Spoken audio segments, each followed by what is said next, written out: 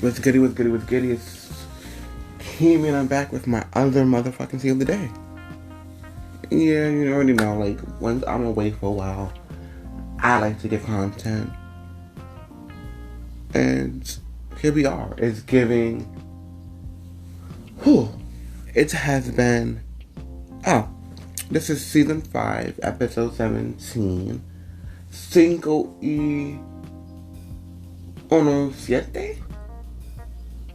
I think so. I think we did it. So let's get into concerts. Like, it's giving everybody and the motherfucking mom wants to go to a motherfucking concert. And I love that for us. I don't love that for our bank account, but I love that for us. Because we outside. We're really getting to see artists in their motherfucking prime, or out of their prime, but still killing it. And it is beautiful to see. Like, we're already in April, and I've already seen the Love Tour with K. Michelle, Keyshia Cole, Trey Songz, and Jaheim. So that tour, motherfucking gave it a, not even gonna front. Like, at first I was like, okay, it's giving, I'm only going for K. Michelle. I've seen Keyshia Cole before. Although I've seen Keyshia Cole before I've only really gone for K. Michelle. Because I didn't know what Trey Songz was gonna give, and I didn't know what Jaheim really gives. Yeah. So, K. Michelle opened up the tour. And when I say she fucking killed it, per usual, and she was sick that day, but she still gave her all. She still did her meet and greets before the show. The seating was perfect. Like, the seating was... We was at the Presidential, me and my boo Mika. We was at the Presidential. That was the first time I was ever at the Presidential, so it was kind of... Oh, okay. This is cute. But the seating was good. The seats wasn't as comfortable as, like, other places I've been. But the seating was cute. Of course, you had the people doing what the fuck they wanted to do. Next to us, the drunks who go to tours to get drunk. I don't understand that. I'm sorry. I'm the person who actually wants to be there and experience and live in that experience, if that makes sense. I don't want to be intoxicated where I can't. I'm always in the bathroom. Like, I'm always peeing. I'm never in my seat, so I'm missing most of the show. Why would we pay tickets to miss most of the show? Don't know what I'm saying. But K. Michelle killed it. Embodied it. To me, she was she was the second best of the night. If I'm being completely honest. And then Jaheim came up right after her. Jaheim opened, but like, okay, thank you everyone. But I don't recall him saying her K. Michelle's name. Shady as fuck. Fuck him for that. And then he did his set, his little 1-2, and it didn't give. It was giving off. It was giving the audience wasn't even fucking with it like that. That's what it was giving. It was giving a lot. So then after that, then Trigger came out, and baby, yeah, Trigger was the best of the night. He killed it. And it was just the amount of material that he had, the relevancy, his vocals was actually vocaling that day. I was so proud of him because, baby, like, he's a sex appeal. Like, he gives big dick, he gives all of that. However, I was never a fan of his vocals. I just wasn't. I know he made great music. I know he made good R&B, like, shit that I'm gonna play from years to years and years from now. Definitely got some hits. Like, definitely got, like, You Was in everyone's bedroom when they was making love, when they was making us, well, making the newer generation and shit like that. So it's like, you're definitely a staple, but I was definitely surprised with the vocals. I was like, oh, you coming out strong. I love it. The background, the backdrop, the dancing, just the attentiveness to his fans. Singing happy birthday and just little intricate parts. And maybe because it was just my first time ever seeing him live. Because although, like, he is all of the things that I said, I never pictured me wanting to go see Trey Songz. Like, that was never a goal of mine. But I'm happy that it happened, and I'm happy that I enjoyed it. I enjoyed that tour. 1,000%. And then Keisha Cole, the headliner, closed it the fuck out.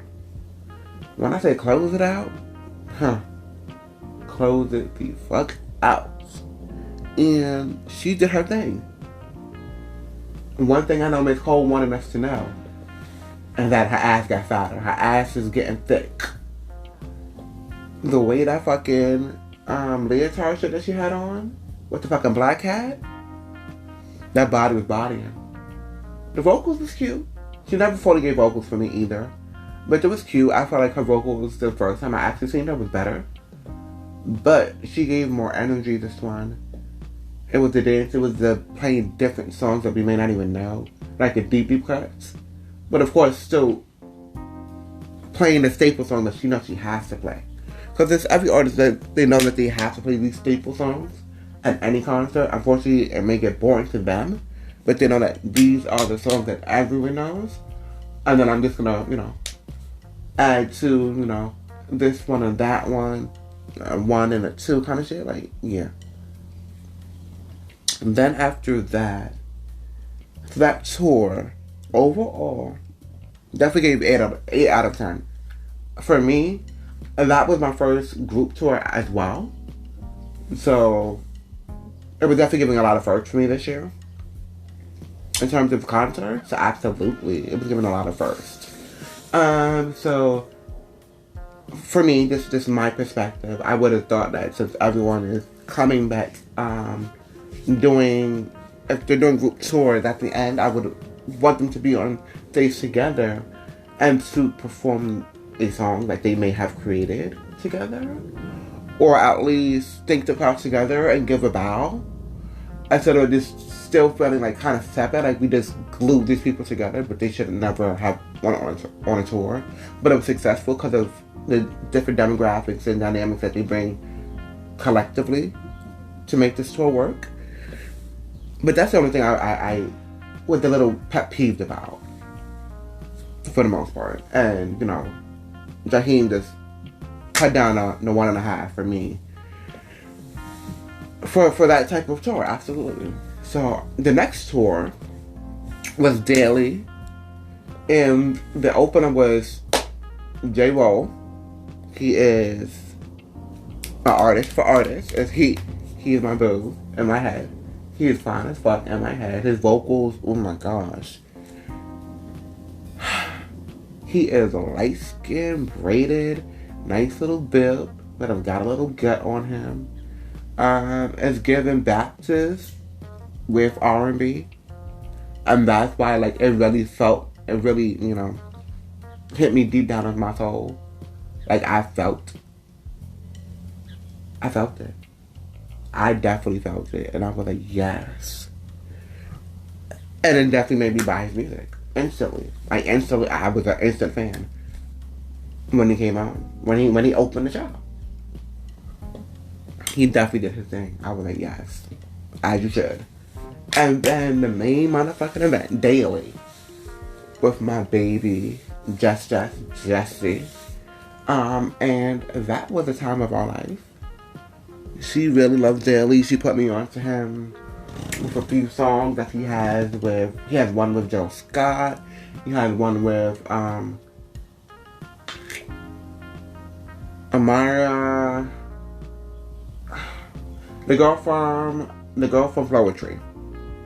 Yeah, the other girl that when I went solo, her name is on the top of my tongue right now, but I don't fully remember her name right now.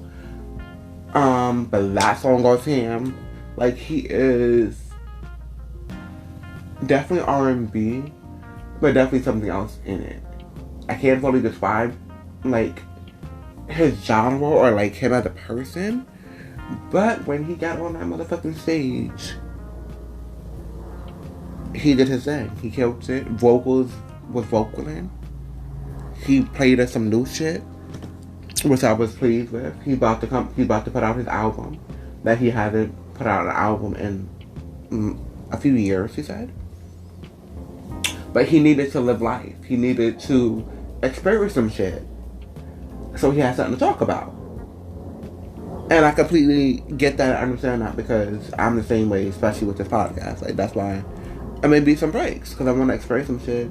I don't want to just continue to do like the music shit, even though like that's true to my heart, but I want to still deal with some shit, like experience some shit, and then let's get back to it. Let's get back to the 1 and 2.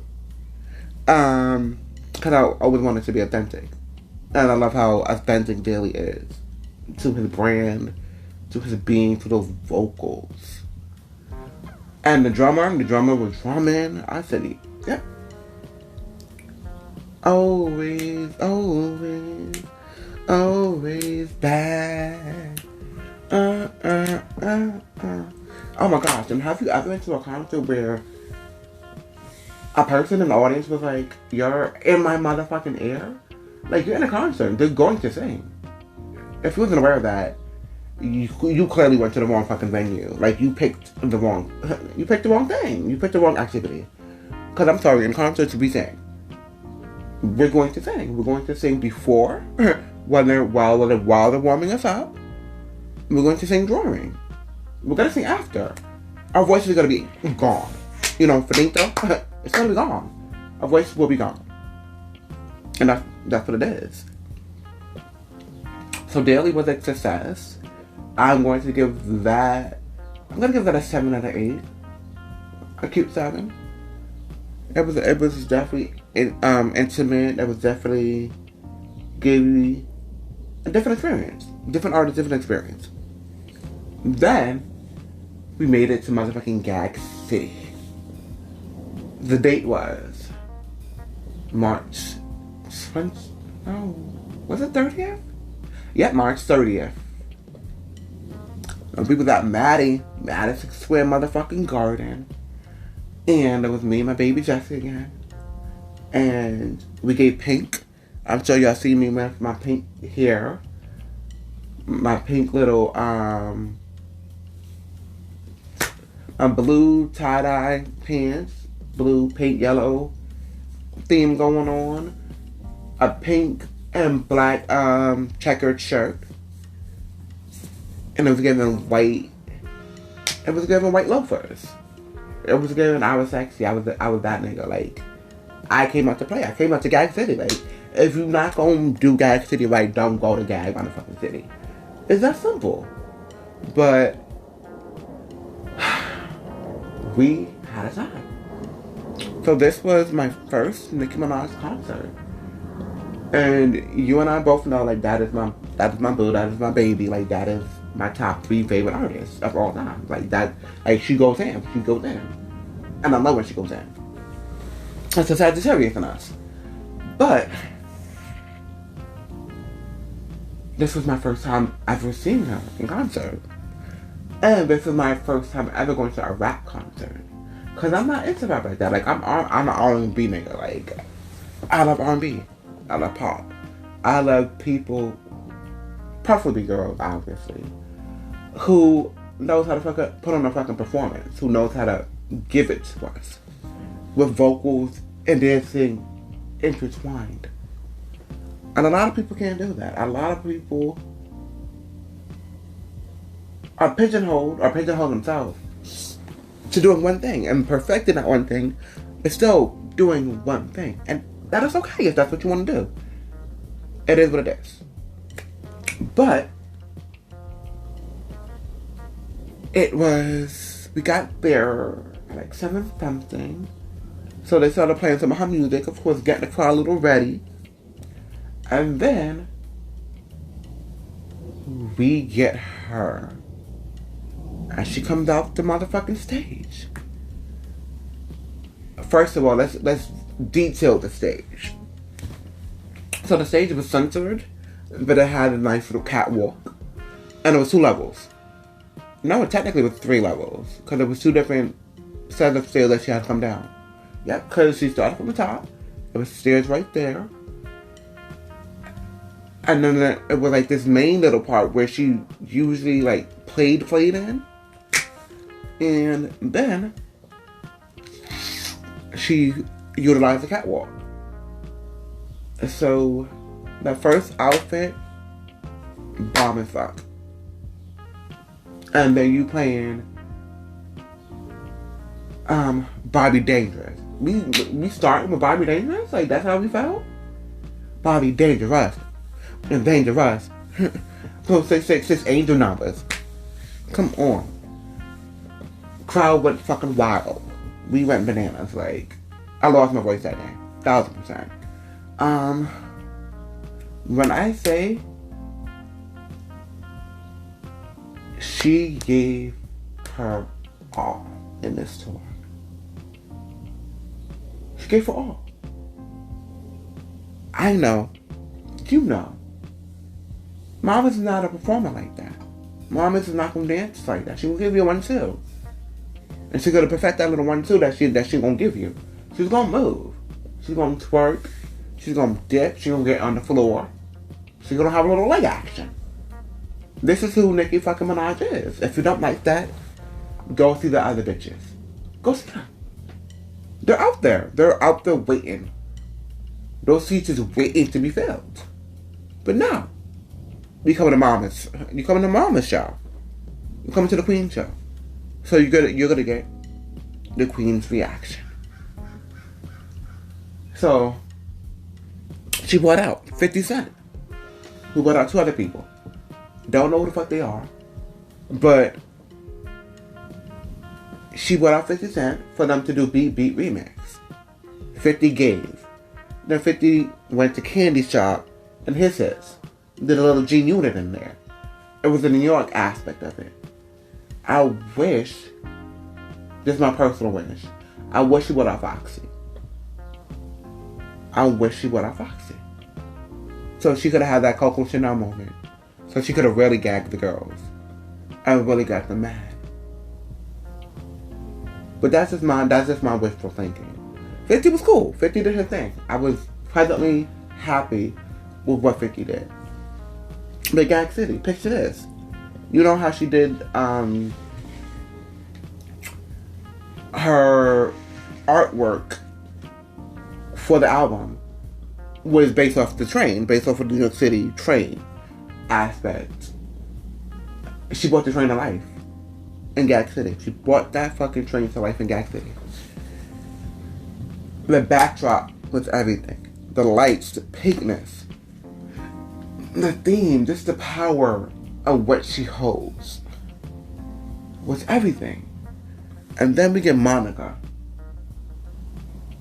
And Monica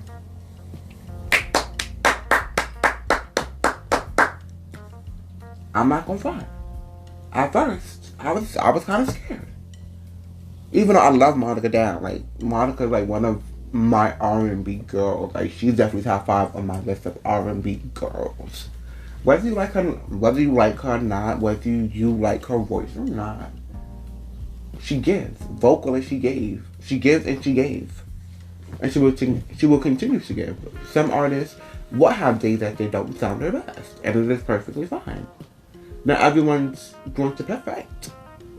Perfect. Like, not make a mistake. But everyone's going to have a day that they don't sound their best. Or whether it's to us or whether it's to them.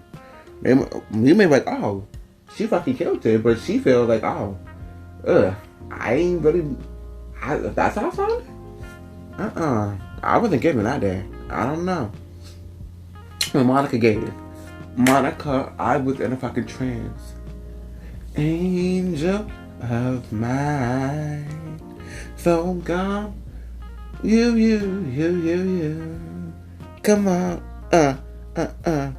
For you I will.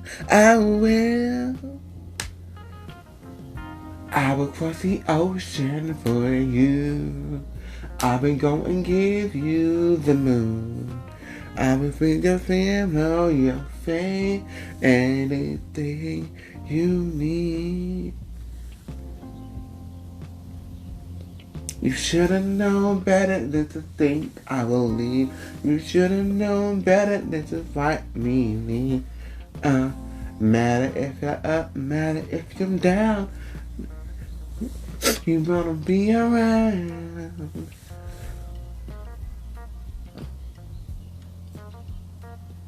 She gave.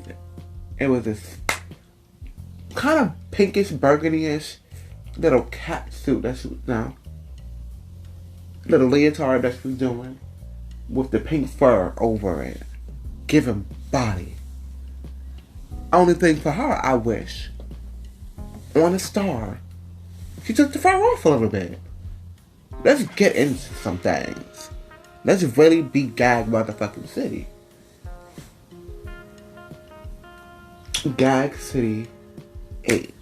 And then the end when Nikki closed it out, as she said her 1 to 2, she spit bars.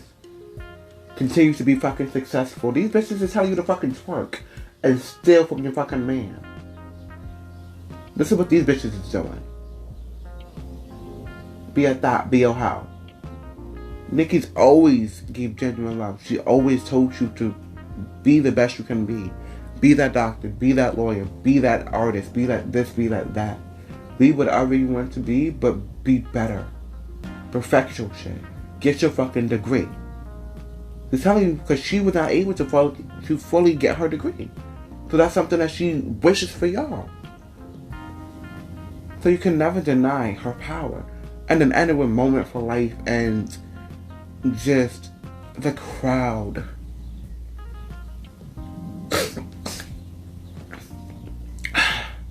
I was literally in a trance. And I loved every part of it. I'm not gonna fight. And it took a while to do this video. For that reason. For me not fully understanding or liking the process in the beginning. When I first initially was in that, I was like, oh, Mama's taking a lot of costume breaks. Her backdrop for when you see if you're not that close, like the projector or whatever, it's just on the side of the stage. I ain't really on, so I'm not really probably seeing you unless I try to zoom in, and my camera was not acting the greatest that day. But when I really sit here and think of it and utter the experience that I did have, and this experience, she rapped every fucking word. Vocals, mic was on. Mic was on. This was definitely one of the best tours I've been on. And you know me, I go on tours. I do this. I don't know exactly out of the top 10 where it lands as of yet. I'm still molding over. Cause I've been through some concerts and I'm trying to figure out cause they're all gonna give different. Cause they're all different artists, they're all different genres. Or similar genres. So they're all gonna have something different cause they're different people. And I'm just trying to figure out what they'll look like for each of the people, if that makes sense. But this tour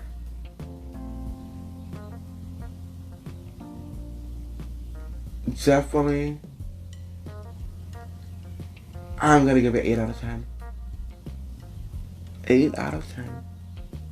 I want a 5-year Farmview. I'm gonna tell you why.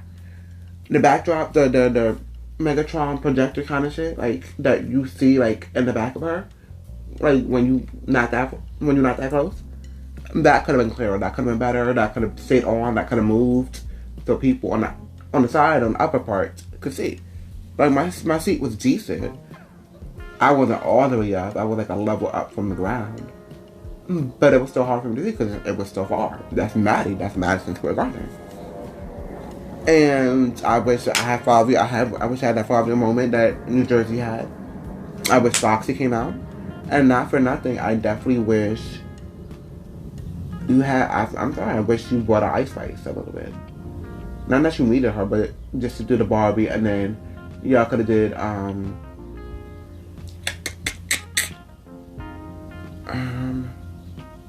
the other shit that y'all did. The shit before Barbie. So that shit y'all fucking you ate. You killed that shit.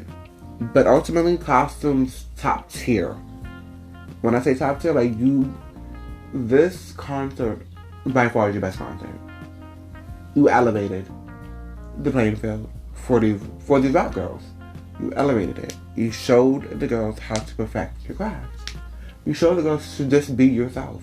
Literally, be genuinely you. And if people don't like it, people don't like it. That's cool. But as long as you like it, you love it, that's all that fucking matters.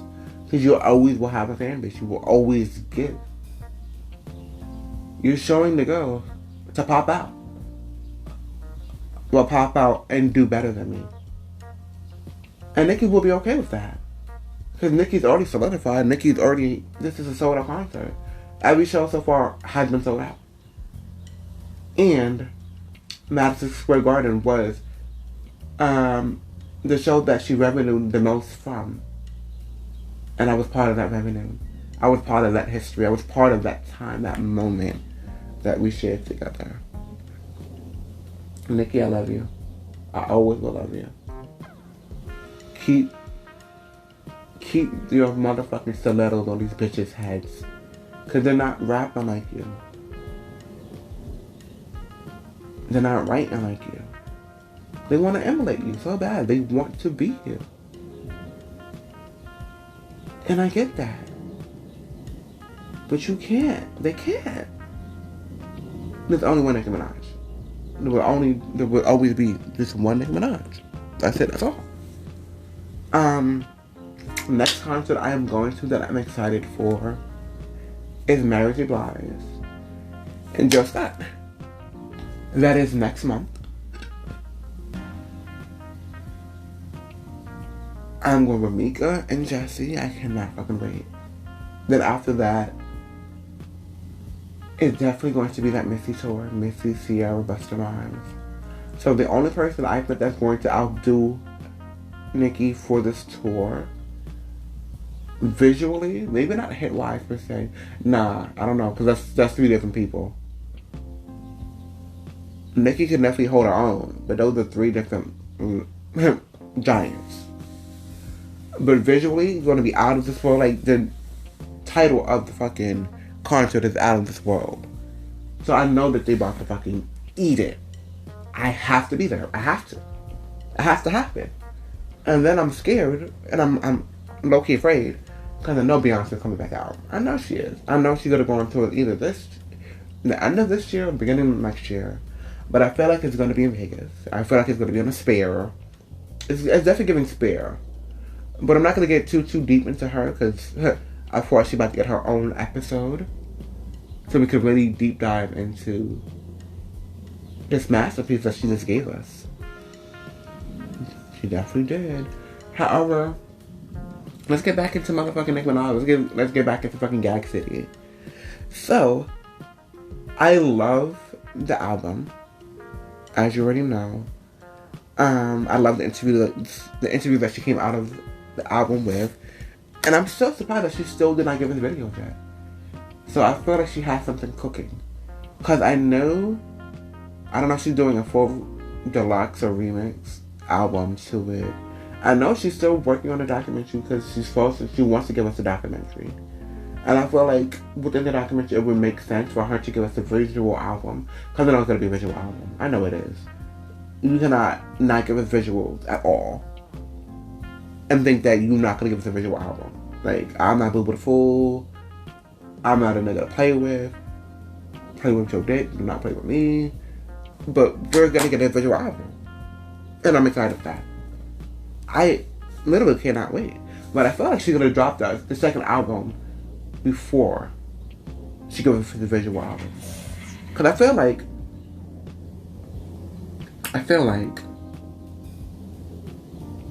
she said that she recorded so many songs, so she has enough material. And I feel like if she drops this next album, it's not gonna be nothing like Pink Friday. That album is gonna be so fucking braggadocious. She's gonna be in her fucking bag, dragging bitches and niggas. And I'm here for it. I'm ready for her to drag people. I love when she drags people on songs. I don't like when she does it on the internet. Because that's where she exceeds at. And Gag City is still gagging. Like, she literally just had, a few days ago, well, last night, she brought out fucking Big Sean for Dance. Performance 8. Love the energy. A few days ago, she brought out the Super Freaky Girls. She brought out Akbark. She brought out Malibu motherfucking Mix. She brought out JT. She brought out Bia. Now, what was the fifth girl? Who was the fifth girl? Fuck. Who was it?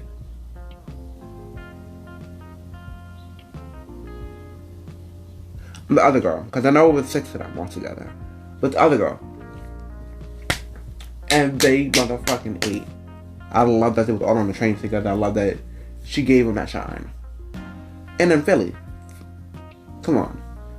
But Gag City with everything. I'm excited for the other tours that I'm about to be on to come. So I can really just do an episode and just tour and tour life. Because I'm a tour junkie. I love tours. If I can be at a tour, I'm going to be at a tour. 1,000%. This was Kimi. This is my motherfucking tea of the day. This was Gag City. That's the title. Laters.